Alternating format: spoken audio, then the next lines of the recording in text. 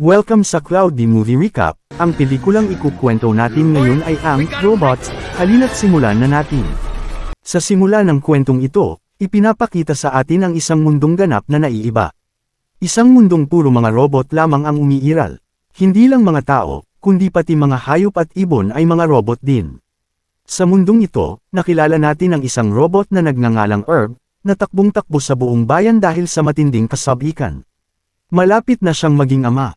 Sa mundong ito, hindi natural na nagkakaanak ang mga robot.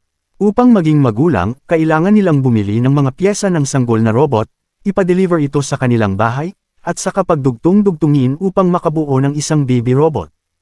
Kasama ang kanyang asawa, maingat nilang sinimulang buuin ang sanggol. Matapos ang maraming oras ng masusing paggawa, nabuo rin ang baby robot. Pinangalanan nila itong Rodney. Habang lumilipas ang panahon, unti-unting lumalaki si Rodney. Ngunit habang siya'y lumalaki, nangangailangan siya ng mas malalaki at mas maayos na piyesa. Ang problema, mahirap lamang ang kanyang ama. Nagtatrabaho ito bilang tagahugas ng pinggan sa isang restaurant para lamang mabuhay. Dahil dito, hindi niya kayang bumili ng bagong piyesa para kay Rodney. Kaya napipilitin si Rodney na gumamit ng mga luma at pinaglumaan na piyesa mula sa kanyang mga pinsan. Dahil dito, marami siyang pinagdaanan na hirap habang lumalaki. Isang araw, dumalo si Rodney sa isang pagtitipon kasama ang kanyang ama at doon niya nakita ang isang napakalaki at kahangahangang robot. Dahil sa kanyang pag-uusisa, tinanong niya ang kanyang ama kung sino iyon. Sinabi ng kanyang ama na iyon si Big Weld, ang pinakadakilang siyentipiko sa mundo, na tumutulong sa mga robot sa pamamagitan ng kanyang mga imbensyon. Tuwang-tuwa si Rodney at nagtanong kung makikilala rin niya ito balang araw. Ngumiti ang kanyang ama at sinabing oo, darating din ang panahong iyon. Mula noon, araw-araw nang nanunood si Rodney ng palabas ni Big Weld sa telebisyon.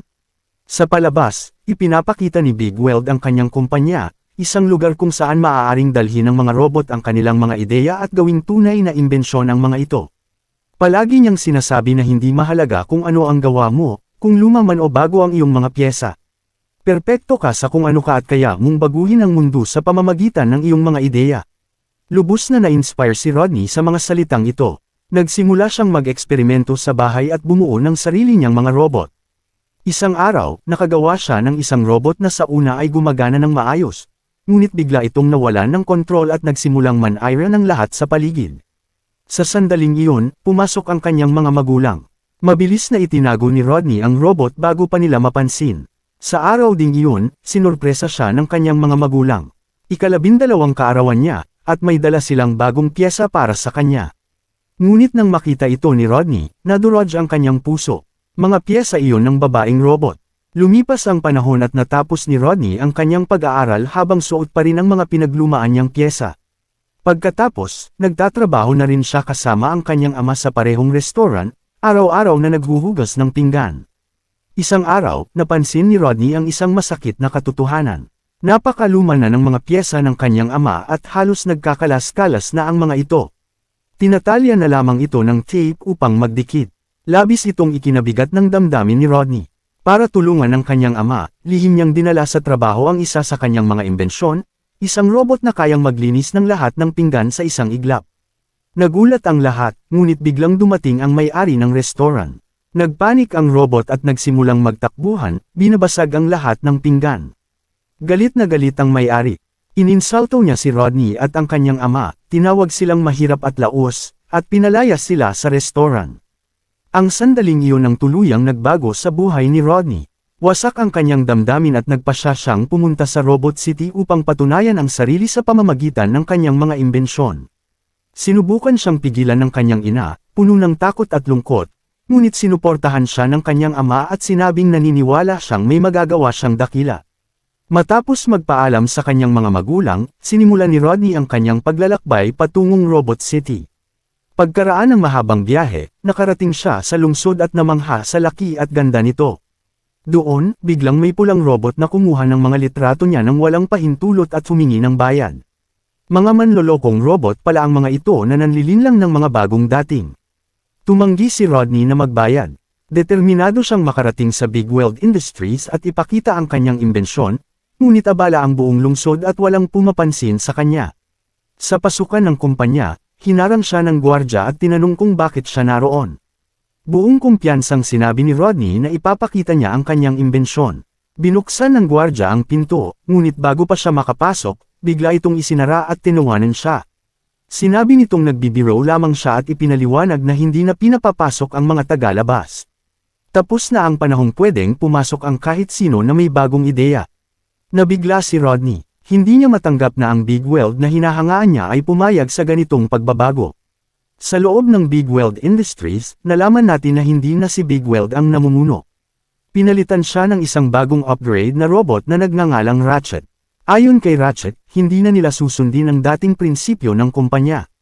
Para sa kanya, lugi ang paggawa ng pyesa para sa mga lumang robot, kaya ititigil na ito at puro bagong upgrade na lamang ang gagawin. Nang magmungkahi ang kanyang katulong na magbenta ng mas murang pyesa para makatulong sa mga lumang robot, nagalit si Ratchet. Kinamumuhian niya ang mga lumang robot at nais niyang tuluyang mawala ang mga ito. Samantala, nakapasok si Rodney sa loob ng kumpanya sa tulong ng kanyang maliit na robot, desperado siyang maipakita ang kanyang imbensyon kay Big Weld. Ngunit wala si Big Weld doon. Sa halip, dumating si Ratchet, itinapon palabas ang maliit na robot ni Rodney at idinikit si Rodney sa isang malakas na magnet, pilit siyang pinalayas. Dahil matagal siyang nadikit, pansamantala siyang naging magnetiko at kumapit sa kanya ang mga metal na bagay. Sa gitna ng kaguluhan, nadikit siya sa isang tangke ng gas at hinayla palayo hanggang sa bumagsak siya ng malakas. Sa ibang lugar, nakita natin ang ina ni Ratchet na winawasak ang mga lumang pyesa ng robot kasama ang kanyang mga tauhan. Dumating si Ratchet at buong pagmamalaking sinabing malapit nang mawala ang lahat ng lumang pyesa sa lungsod. Sa kabilang banda, nagising si Rodney sa loob ng isang basurahan. Doon ay lumitaw ang pulang robot na nagngangalang Fender, ang parehong robot na nakilala niya sa istasyon. Tinangka ni Fender na nakawin ang bahagi ng binti ni Rodney, ngunit hinabol siya nito. Sa gitna ng kaguluhan, nahulog ang ulo ni Fender. Nakilala ni Rodney ang mga kaibigan at kapatid ni Fender na si Piper. Sinubukan nilang ayusin ang ulo ni Fender ngunit nabigo sila. Kasama ang kanyang maliit na robot, nagpunta si Rodney sa isang tindahan ng pyesa, ngunit nagulat sila dahil wala nang mabili ni isang lumang pyesa. Itinigil na ng Big Weld Industries ang paggawa nito. Mamahaling upgrade na lang ang tinda. Doon, ginamit ni Rodney ang kanyang kakayahan at inayos ang ulo ni Fender nang hindi nangangailangan ng bagong pyesa. Tuwang-tuwa si Fender at mula noon ay naging mabuting magkakaibigan sila. Dinala nila si Rodney sa kanilang tahanan. Hindi madali ang buhay doon at maraming pagsubok ang hinarap niya, ngunit natuto siyang mag-adjust. Kinabukasan, narinig nila ang sigawan ng mga robot sa labas. Wala na raw mabili ni isang lumang pyesa at maraming robot ang unti-unting nasisire dahil hindi nila kayang bumili ng bagong upgrade. Nang makita si Rodney, nakiusap silang tulungan sila. Sa una ay tumanggi siya, ngunit kalaunan ay pumayag.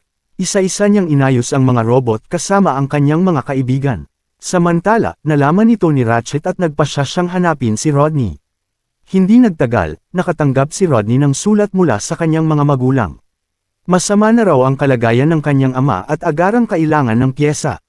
Nabigla at nalungkot si Rodney, at agad na naghanda upang bumalik sa kanilang tahanan. Ngunit sa mismong sandaling iyon, ipinaalam sa kanya ng kanyang maliit na robot na may espesyal na pagtitipon ng Big Weld Industries ngayong araw at mismong si Big Weld ang dadalo. Nang marinig ito, muling nabuhay ang pag-asa ni Rodney. Nakapagbalat kayo sina Rodney at ang kanyang pulang kaibigang robot at nakalusot sila papasok sa event. Ngunit sa halip na si Big Weld, si Ratchet ang lumabas sa entablado at inanunsyo na hindi makakadalaw si Big Weld ngayong araw. Sa sandaling marinig ito ni Rodney, nakatiyak siyang may itinatago si Ratchet. Lumapit si Rodney at sumigaw, "Nagsisinungaling ka. Naniniwala akong ikinulong mo si Big Weld at inagaw mo ang kumpanya para sa sarili mo."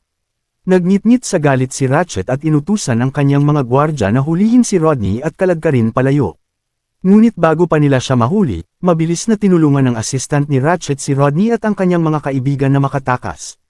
Sa sumunod na eksena, makikita ang pulang robot na inihahatid pauwi ang kanyang kasintahan.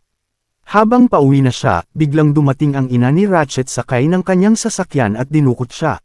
Sa kabilang banda, dinala ng assistant si Rodney sa isang misteryosong gusali, ang lugar kung saan ikinulong si Big Weld sa loob ng maraming taon. Sa labas ng gusali, nakita ni Rodney ang napakaraming liham mula sa mga tagahanga ni Big Weld, mga liham na hindi man lang nabuksan. Para makapasok sa gusali, kailangan ng isang espesyal na mekanismo na wala pang nakalutas kailanman. Ngunit nagawa ni Rodney ang imposible. Nabuksan niya ang pinto at pumasok sila ng assistant. Sa loob, natagpuan nila ang laboratorio ni Big Weld. Lubos na namangha si Rodney. Lahat ng dati niyang napapanood sa TV ay naroon mismo. Biglang napansin ni Rodney ang mga nakalinyang domino. Nang hawakan niya ang isang domino, nagsimulang mahulog ang lahat ng domino. At sa mismong sandaling iyon, biglang lumitaw si Big Weld sa harap nila. Nang makita si Big Weld, napuno ng matinding tuwa si Rodney. Agad niyang ipinakita ng masigla ang kanyang imbensyon. Ngunit dahil sa sobrang kaba, nagkaaberya ang maliit na robot at aksidenteng na short circuit ang sarili nito. Pagkatapos nito, ipinaliwanag ni Rodney ang lahat.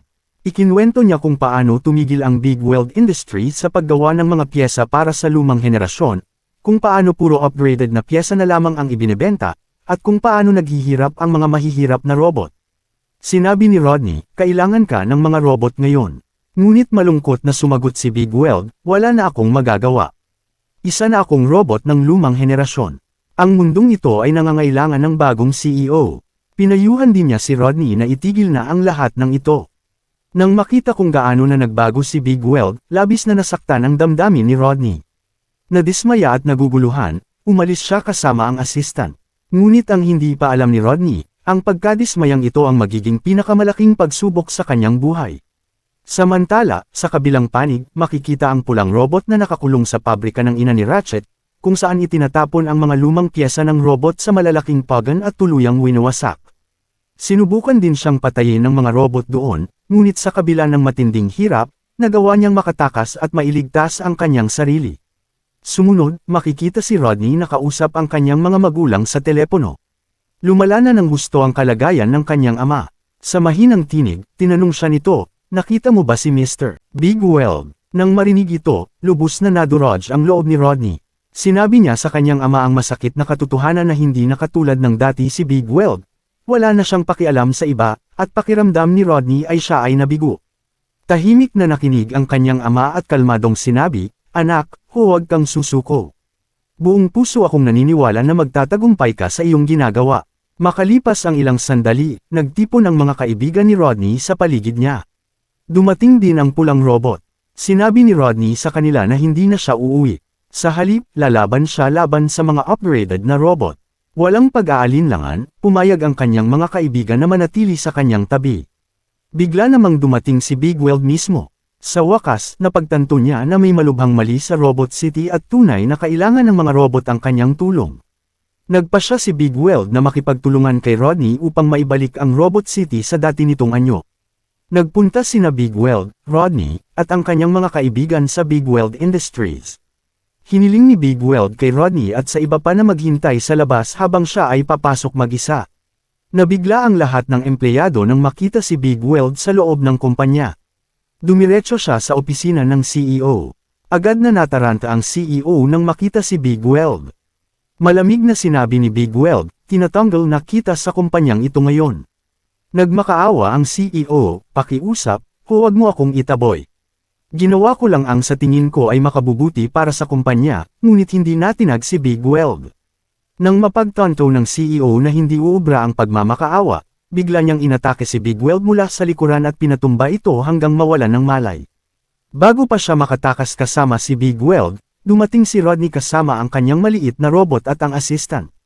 Nilabanan nila ang mga bot ng CEO at nailigtas si Big Weld. Galit na galit, hinabol sila ng CEO gamit ang isang napakalaking makinang may magnet.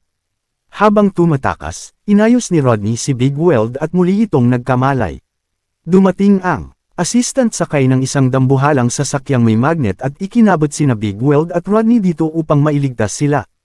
Ngunit sinundan pa rin sila ng CEO gamit ang isa pang makinang may magnet at sinimulan silang hilahin pabalik.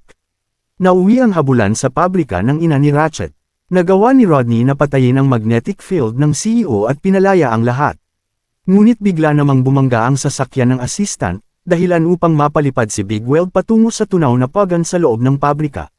Sa mismong sandaling muntik na siyang mahulog, mabilis na sumugod si Rodney, pinahinto ang makina, at nailigtas ang buhay ni Big Weld.